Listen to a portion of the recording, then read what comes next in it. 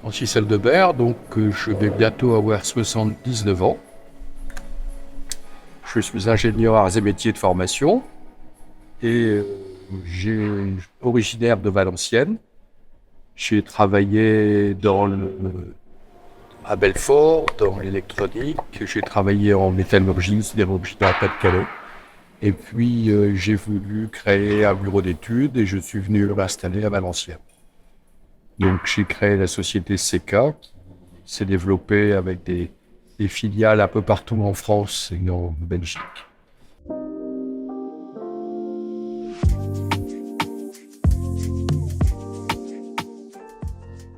J'ai pris le flambeau derrière Bernard Lecoq, qui était souverain. Donc j'ai pris sa succession en 2001. Et puis il y a eu une réforme de la législation sur les chambres de commerce et les mandats sont passés de 6 ans à 5 ans. Et donc le préfet a considéré que l'année de remplacement que j'avais faite n'y comptait pas. C'est pour ça que j'ai pu durer aussi longtemps à la chambre de commerce, puisqu'au total ça fait 16 ans. Ouais. Ce qui est assez exceptionnel et assez rare, puisque j'ai pu faire 3 mandats sans être atteint par la limite d'âge de 70 ans, qui est une contrainte légale.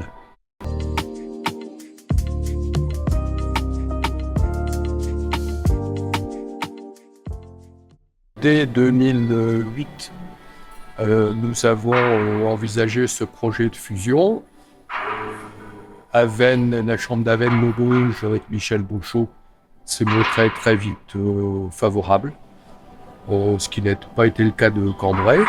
Donc en 2008, comme le directeur général de Valenciennes, Yves Lauzet, était parti vers d'autres cieux, vers la chambre de Poitiers, il fallait un directeur général et nous avons convenu avec Michel Bouchot de partager son directeur général qui s'appelait Randolph Segui et de le partager sur Valenciennes et Maubeuge. Et très vite, compte tenu de la charge de travail et de la taille des sujets, Randolph est venu s'installer à Valenciennes jusqu'à la fusion qui a eu lieu dès 2008. Et finalement, les choses se sont arrangées en 2010 et nous avons démarré la mandature 2011-2016 à 3, fusionnés, donc avec Michel Bouchot comme vice-président et Jean Léguin.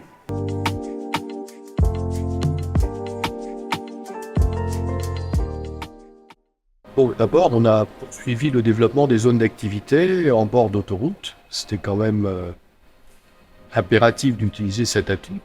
L'arrivée de l'automobile, le développement tant bien que mal du ferroviaire, avec Alstom, Bombardier, nous avons vu arriver des plateformes logistiques autour de Toyota pour l'alimentation des usines.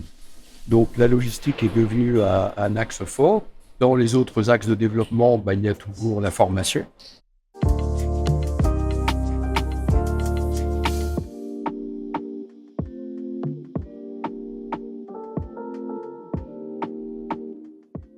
Les économies d'échelle qui avaient été faites ici et là ont permis de constituer des réserves pour financer des projets, des nouveaux projets.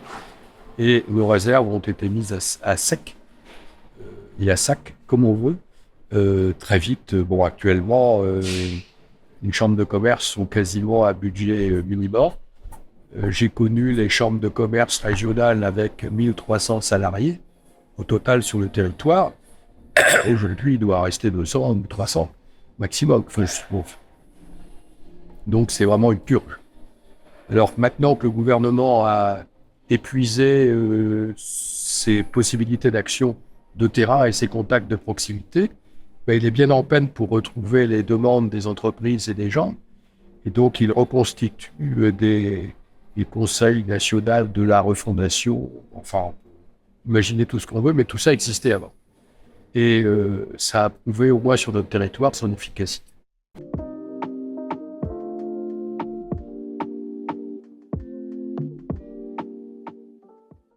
Donc la SER, c'est un projet qui s'est inscrit dans une continuité. C'est que nous avions 3 écoles de réputation nationale, au moins nationale, dans le domaine du design, du film d'animation et du jeu vidéo qui commence. Donc nous avons développé l'activité jeu vidéo avec Marianne Fontanier, puis le design avec Philippe Delvigne, et puis tout ça s'est développé. À un moment donné, on s'est dit c'est pas possible d'avoir 3 marques, 3 écoles différentes pour trouver de la cohérence et de la force, il faut tout rassembler. Donc nous avons créé le groupe Superfocom, puis Rubika, qui a été une excellente idée, et tout le monde s'est mis sous la bannière Rubika. Ayant Rubika avec tous ses étudiants et tout son potentiel d'animation, les magiciens, les concours divers et variés de films d'animation et autres, nous avons décidé que ça valait la peine d'en faire un outil de développement du territoire. Et donc, pour ça, il fallait d'abord un lieu, et donc construire un bâtiment qui rassemble tout le monde, y compris les entreprises et des entreprises en émergence, des start-up.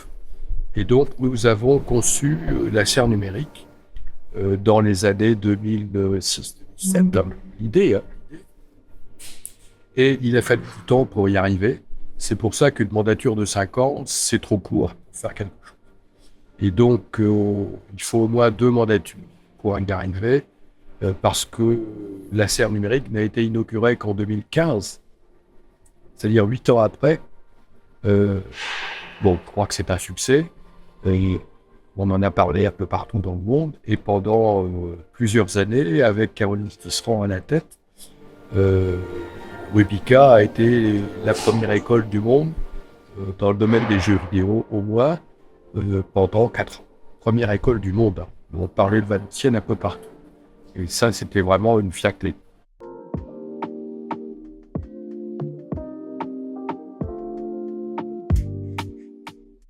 C'était un très grand président de chambre de commerce, peut-être que c'est à lui qu'on doit le plus sur ce territoire, parce que l'autoroute devait initialement passer sur Maubeuge.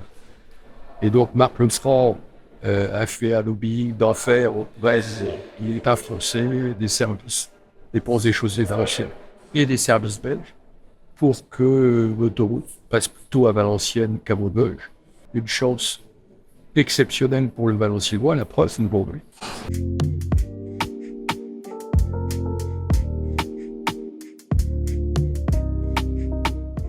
On a eu beaucoup d'implantations sur l'Ado. On a eu Cévennes Nord. On a eu du MV à l'époque de boîte de vitesse du PS1. Et puis en finale, l'apothéose, ça a été l'arrivée de Toyota, qui aujourd'hui est la plus grosse automobile de France, avec 4500 salariés. C'est vraiment une grande réussite.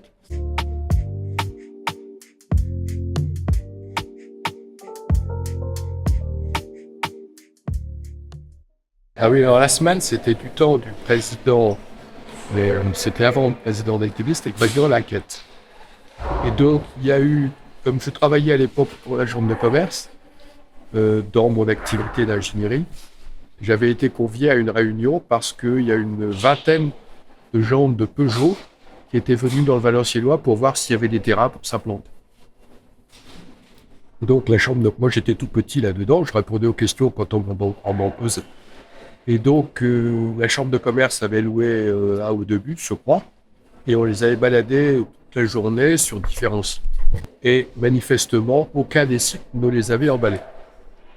Et puis, il y a une idée lumineuse qui est sortie du chapeau, et c'était Claude Ramon à l'époque qui a eu cette idée, et qui a soufflé dans l'oreille du président Laquette, peut-être qu'on peut leur montrer un site à tri, alors qui n'était pas viabilisé, dont la chambre de commerce n'avait pas encore acquis les terrains.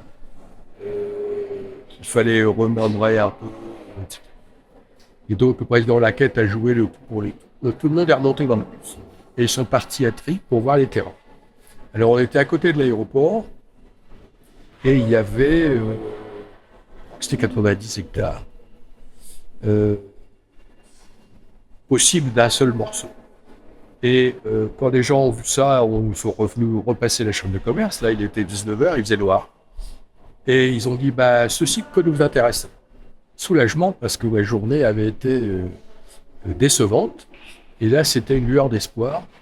Et donc, à partir de là, dès le lendemain matin, le président Laquette a mis tout le monde autour de lui. Puis on s'est mis à travailler sur des terrains. Alors, il y avait Régis Gourlet. On s'est mis à travailler sur les acquisitions de terrains, les servitudes, les amenées d'énergie d'obtention, les traitements d'eau, etc. En 15 jours, on a pu remettre à Peugeot un dossier de faisabilité. Et ils se sont accrochés au dossier. Ça s'est fait comme ça.